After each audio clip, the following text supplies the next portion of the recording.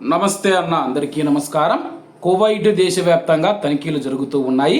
ఈ నేపథ్యంలో Kuwait traffic department గత వారం రోజులుగా 16,303 ట్రాఫిక్ ఉల్లంఘనలు నమోదు చేయగా 1,369 రోడ్డు ప్రమాదాలు జరిగాయని చెప్పేసి, అలాగే వివిధ దేశాలకు చెందిన 111 మంది ప్రవాసులను వాంటెడ్ వ్యక్తులు ఎవరైతే ఉన్నారో కువైటీలు కావచ్చు, ప్రవాసులు కావచ్చు, వారిని అరెస్ట్ చేసినట్లు అధికారిక గణాంకాలు వెల్లడించాయి.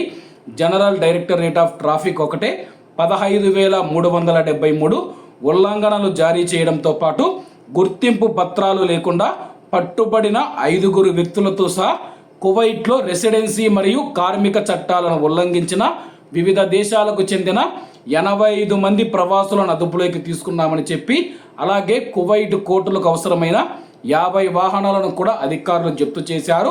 ట్రాఫిక్ అధికారులు తీవ్రమైన ఉల్లంఘనలకు గాను 185 వాహనాలు మరియు 18 మోటార్ సైకిళ్లను జప్తు చేశారన్నమాట.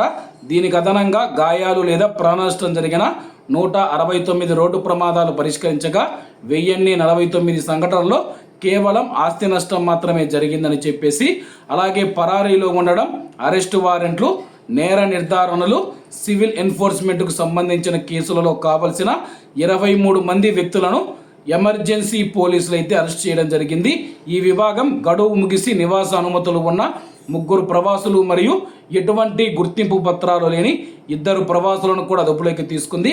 అదే సమయంలో కోర్టుకు అవసరమైన 25 వాహనాలను స్వాధీనం చేసుకుని 4 గొడవలను అయితే అదుపు చేసిందని చెప్పేసి, అదే కాలంలో కువైట్ ఎమర్జెన్సీ పోలీసులు 930 ట్రాఫిక్ ఉల్లంఘన నోటీసులు జారీ చేశారు. 15 వాహనాలను స్వాధీనం చేసుకున్నారని చెప్పి అధికారులు తెలియజేశారు. కాబట్టి కువైట్ దేశవ్యాప్తంగా తనిఖీలు జరుగుతూ ఉన్నాయి. కాబట్టి కువైట్లో ఉన్న మన భారతీయులు జాగ్రత్తగా ఉండండి. కాబట్టి అందరూ బాగుండాలి, అందులో మనం ఉండాలి. అందరికీ నమస్తే అన్న, జై హింద్.